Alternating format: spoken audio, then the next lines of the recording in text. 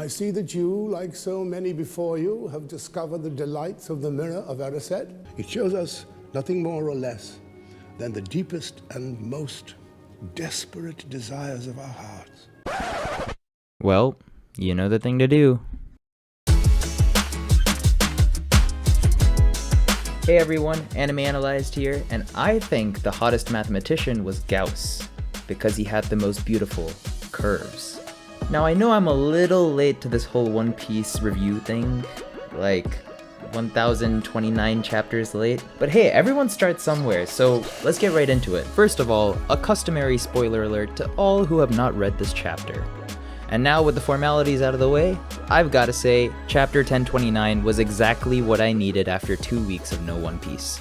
The 20-second recap is, Sanji is running away from his heritage and a Brachiosaurus.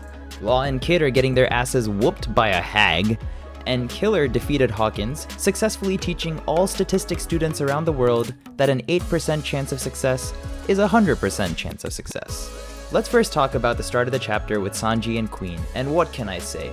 Oda has this masterful ability to combine drama, action, and comedy, all within a few short panels. Let's go through it.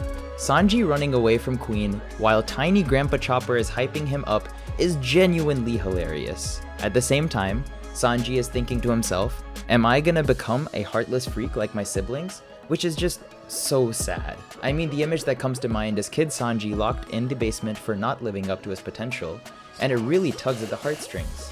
And then, just a few panels later, we see Sanji turning around at some lackeys shooting bullets at him, looking pissed as hell, which is a full-fat American serving size of hype. And then right after that, we see Queen jumping in with his laser beam, and the look on the soldiers' faces around him is just precious. And I am a sheep. I am a Zoro sheep. But I want to stop and appreciate Sanji because this really goes to show why Sanji is such a perfect Straw Hat. Other than Luffy, he is the only Straw Hat, in my opinion, who strikes the perfect balance between the three facets of One Piece: comedy, drama, and action. And okay, as if I couldn't have pissed off Zoro fans anymore, let's discuss the power scaling arguments. Ugh. I love power scaling personally, but when conversations get hostile, I don't really like power scaling.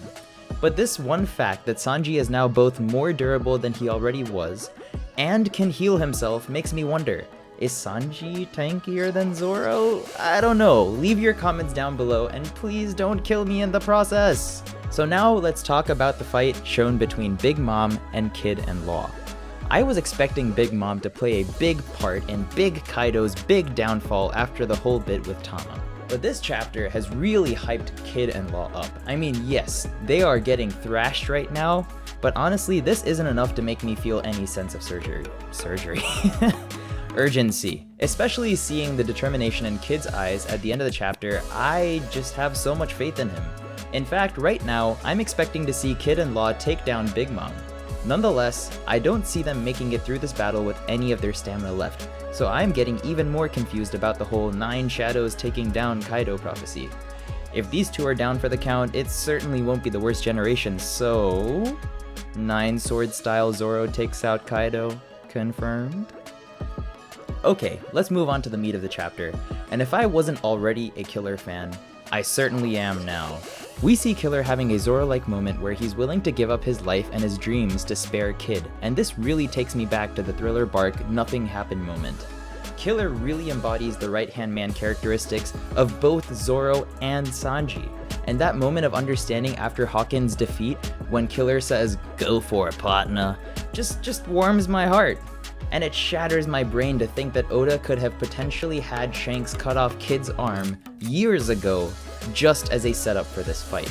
And if this was impromptu, that certainly doesn't make this achievement any less mind-boggling. These developments really make me wonder what Kid and Killer's roles in the story are going to be here on out.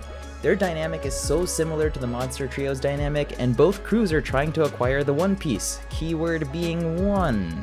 And I also certainly can't see Kid submitting himself to Luffy, so I'm excited to see what Oda does after Wano with these characters that he has so painstakingly built up. And speaking of build up, we see Jewelry Bonnie and some sea otters. In my mind, Oda certainly drew this to build more hype around this fabled character and keep the happenings of the outside world fresh in our mind. But honestly, I enjoy myself some cute and funny content. And cute and funny content is what you might find here in this channel. Maybe not, no promises, but hey, you miss 100% of the videos you don't watch, so get subscribed and I hope to entertain you for years to come.